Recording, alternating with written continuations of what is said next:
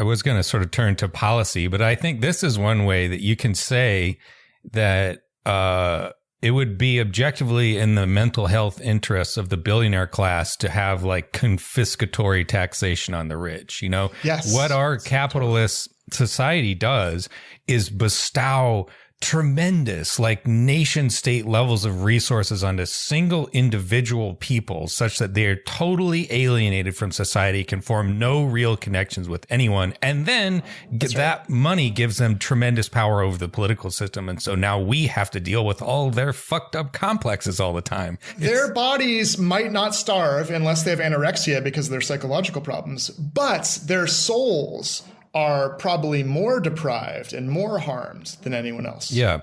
It's sort of like fame. You're talking about celebrities, you know, like being a celebrity, I feel like, especially a female celebrity, would be horrible. I thought you were calling yourself a celebrity and then a female celebrity. No. I being a celebrity and a female celebrity at that. Sorry, go ahead. Yeah. I am Gwyneth Paltrow. I've been using a voice modulator this whole time. But no, you are subjected to a level of attention that human beings were not designed to endure. You know, everywhere you go. It's not good attention. It's not love. It's right? People with weird parasocial relationships, or people just constantly barging into your time. Oh, can I get a selfie? You know, some people can deal with it better than others, but it's not. We didn't evolve like this where 300 million people know who you are everywhere you go all the time. That's not great. And I think it's why celebrities exclusively tend to date each other, because they're the only people that they can relate to. You know, you couldn't. You know what's interesting? When you consider Taylor Swift and all her Swifties, and that's a whole episode, you could do that. But like this thing that apparently she does where she'll randomly invite over like 7 of them for like a sleepover or something. That's interesting because suddenly now she's introducing fans who don't know her at all in real life, and so project onto her all these things and don't have any actual love for her at all. Suddenly she says, well, wait a minute. Okay. I mean, I'm not saying she does this consciously, but suddenly there's a real relationship, real relating. And if they want to actually love or be receiving love from Taylor Swift, it has to be done, as Marx would say, in the context of a real human relationship in a concrete situation. Yeah. And suddenly she's trying, and if you think of the psychology of it, she's trying to maybe reduce some of the harm of the fandom in a way by actually concretizing real relationships with some of these people.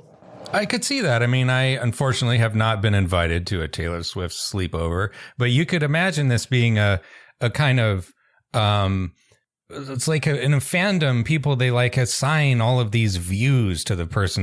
They blow them completely out of proportion. It's like this person is like some sort of god emperor, and they like just this inflated, which is not love. It's not love at all. No, it's in your head.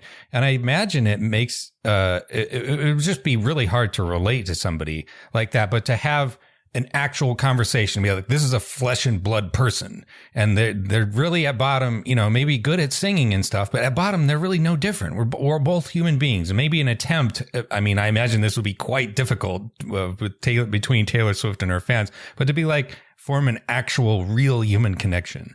Who knows if it would work, but it's an interesting idea. That's the end of the preview, folks.